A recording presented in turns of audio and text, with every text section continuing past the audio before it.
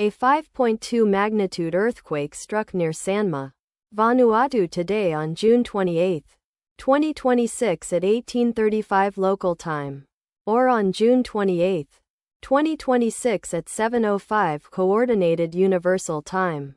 As reported by the Volcano Discovery on its website, the earthquake was located at an intermediate depth of 86.0 kilometers below the surface, at coordinates latitude -14.7498 and longitude 167.1269.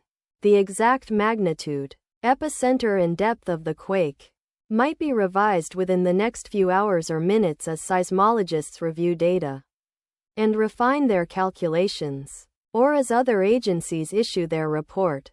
Towns or cities near the epicenter include Luganville, Sanma, located 85 kilometers, or about 52.8 miles from epicenter.